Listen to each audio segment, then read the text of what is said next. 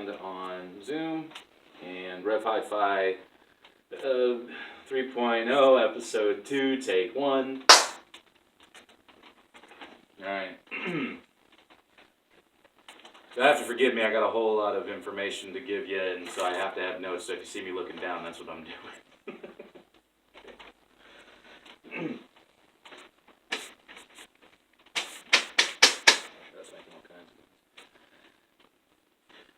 Hey, welcome back again to Revhifi. Once more, one more time, my name is Mike Walsh. We're here to dive right smack into the reviews of all of these records behind us. As I stated in our last video, we're going to start with a new hero of mine. Well, not so new, but newer compared to some. Forget that, whatever. Steven Wilson. He was crowned the king of prog rock in 2015 at the Progressive Music Awards in London, so we're being dead serious here, okay? Follow. I'm gonna probably use a jump cut there. Alright. Is that an okay intro? Yes, I like it. Is that alright? Alright. What can I say about Steven Wilson? I swear, if you look this guy up on Google, you're going to... You might even find it hard to figure out who he really is. But for our point of conversation, he's a solo artist who's been recording music under his own name for the better part of, I think, about 10 to 15 years under his own name. But the guy is prolific, and his musical output is pretty incomparable. I rack my brain and try to think of another artist who has had so much influence and worked with such a huge array of legends. I mean, this guy, well, for starters, he's in multiple bands.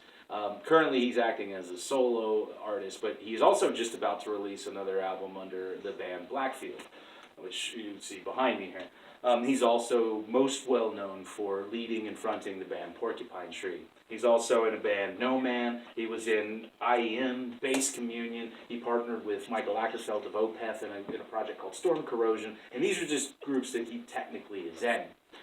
He's also been known as one of the best producers working, especially in the progressive rock genre. He's mixed or produced everyone from King Crimson to Jethro Tull. He's been absolutely... vital to the growth of the progressive metal band Opeth. He's also been associated with greats like Dream Theater. He lent his voice to Dream Theater. He had Alex Lifeson from the legendary Rush play on a Porcupine Tree album. I mean, if you are a prog rock artist or band, then Steven Wilson is at bare minimum on your radar. If you're a fan, you need to recognize him as one of the greatest living producers and creators of the genre. I personally discovered in around 2004, I believe the Porcupine Tree Deadwing album had just been released, and I was starving for more music that was close to the Tool or Pink Floyd style of music. I didn't even know what progressive rock was, but I found a website called progarchives.com. I need to look to see if that's even still a thing, but back then, back in 2004, you could type in a bunch of bands and it would give you recommendations, and I kept getting Porcupine Tree over and over and over again. And I gotta tell you, it was absolutely one of the greatest bands I've ever discovered, and I'm not kidding, right up there with Pink Floyd and Tool, in my opinion. Anyway, I want to get straight into the review, but before I get there, I wanted to say I chose Steven Wilson as the first artist that we would cover here at Revhifi because last November, me and Tiff got to go see Steven Wilson in concert, and I gotta tell you, if you ever have the chance, do it. If you're a music nerd or love rock and roll, it is an amazing, beautiful experience. If you don't like being lectured, maybe you don't. This is the type of guy who will literally, he had a lecture series at his concert. So my point is if you're a geek like I am about this style of music, you can't do any better than Mr. Steven Wilson. Anyway, I wanted to cover every record that I own of the man, and unfortunately I only own 3.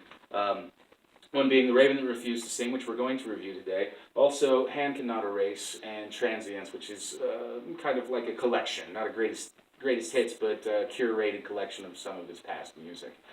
He has 2 other full-length LPs that I don't have. One's called, which is his first one, Insurgents, and the second one, Grace for Drowning, both of which are magnificent. But there is a difference between those two albums, to me, and his two last LPs, being that his first two were recorded while he was still with Porcupine Tree, when they were still touring an active band.